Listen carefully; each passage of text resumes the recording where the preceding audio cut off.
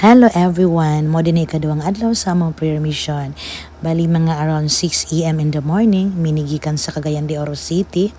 Bali going na mo nga ruta anis Davao pero via Bukidnon miagi. Mo ni akong kauban nga sakay sa among minivan. Duha ka magtiayon. Kana usa akong igagaw din ang driver. Ako ra pong igagaw nga asawa anak akong igagaw.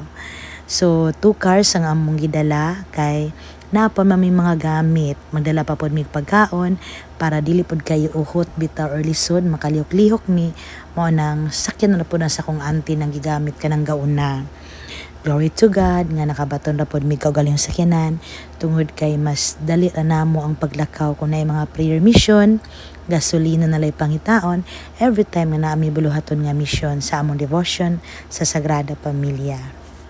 So naabtan mig pamahaw diri na banda sa Manolo Portage Bukidnon na ni siya sakop. Dayon na-attract man mi ani ilang title nga lutong bahay ko no. Pero nangathimon among kataw-anon kay dagko kay mga kalderin sudanan sa pagkaon pero wala pa day mga niluto gamay ra. It's because sayo pa kay ni nga oras ana nga time. Medyo taas lang ang silaw sa adlaw mo nang makayunta nga udto na. So wala mi choice kung unsay giluto maglapod among gikaon. Human na mo pamahaw. So, biyahe na sad. Inaani ra ang kinabuhi sa mga taong biyahero, mga misyonera, mga misyonero. Ako lang na-realize no, while nga nagbiyahe mi, nga salamat yung kay sa Ginoo ba nga 30 kapin katuig na ang devotion sa Sagrada Pamilya.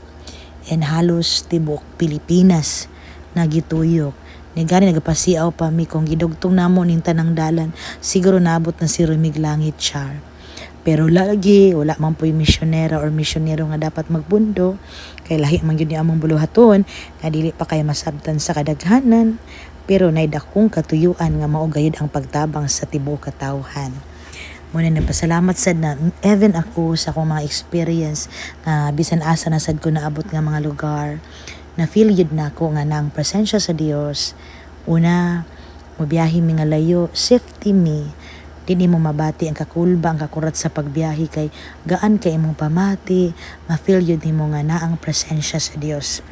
Ilabi na yun ning biyahian namo kay muagi man mig via Bukidnon, kakanang Bukidnon bukid yun na siya guys. Kinahanglan kondisyon ang sakyan nga gamiton diring dapita kay tungason, subidahon, ang maong dalan pero lapad raman pod siya pero mas prefer yun nga condition ang maong sakyanan. Unang pasalamat yun sa Diyos og dako nga naabot yun safety og luwas nga kini among sakyanan bisan sikanan lang pero gipakita sa Ginoo nga kondisyon yun siya kay nalaabot na yun niya ang layong dapit og tinuod yun ang giingon nga pag ang atong biyahe pang Ginoo seryoso lang ta, matinud-anon lang ta, nagmatarong lang ta. Ma-feel yun nato nga nagpatiliwala ang presensya o gahom sa Dios kamo ginabati namo sa among pagpanaw bisan asa naming lugar nga naabot. Unang salamat sa akong mga ginikanan nga diin mo'y gitagaan o kalamdagan sa Dios nga mopalit og sakyanan nga minivan namo kay nagamit gid siya di siya masayang antidad nagamit siya sa katuyuan nga Pangginoo nga pagtabang sa uban. Unang glory to God jud kaayo. Nang hunong day mi sa banda sa Malay-Balay Bukidnon kay na malat og silhig ang mga kauban then na-attract kay ko ani ilang kahoy nga kuwan kay mamulak siya og yellow green siya sinugdanan pero ang mupuli niya is guwapa kaayo yellow color ilan ning gitawag og golden tree or cherry blossom. Sa una nakalabay na ko dinhi sa Bukidnon pero dili to ting season nga manglagas ang punong kahoy nila ba so karon nagkataon nga paglabay namo nadan-ag jud kayo ang yellow. Yellow is my favorite color kay nag-symbolize na siya og heaven nga color. So back to among biyahe. So karong panahon na kitang mga mulakaway, mga mobiyahe, madug-ol o malayo. Ayaw jud mo kalimot nga mag-ampo yun. Pinaagi usab sa pag-ampo, well protected kay ta nga ma-feel nimo nga sigurado ang atong kinabuhi diya sa atong paglakaw og pagbiyahe bisan asa man ta moadto ning kalibutan. Nilabay di mig Malay-Balay City, nice kay ilang munisipyo, Burasyag Palasyo ug usab daghan kay panulay sa kadalanan, nag-atang sa ilang biktimahon kuhaan nila sa kinabuhi, ilang sakiton nga dili pagbulotan sa Dios.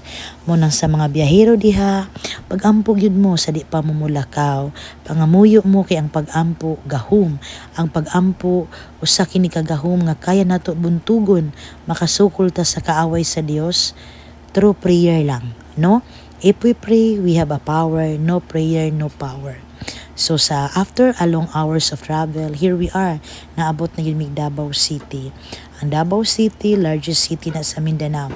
Kani nga part na nami sa syudad pero undawi pa mi sa ilang katedral kay doon na pamihimuon nga pagampo dito ay sa mi moadto sa among stihan or among puy-an. Mo nilang Davao Cathedral. Nice yun siya igsuon. So, naabot na dahil mi ani among istihan. Salamat kay sa Ginoo. Kanay nagpadayon namo, aircon pa gyud. So, matulog yun ming malinhawon ug malipayon, char. So, dili halata, no? Yung panggutom jud kay ni Puryabuyag. Kay layo-layo biya among biyahe mo ng pasensya jud kay mo nga. Halos plato sinaw jud kaayo. So, inani lang. Simply, ka-happy, ang among kinabuhi isip misyonera sa devotion sa Sagrada Familia. Hanggang dito lang muna. Salamat po sa panonood. God bless.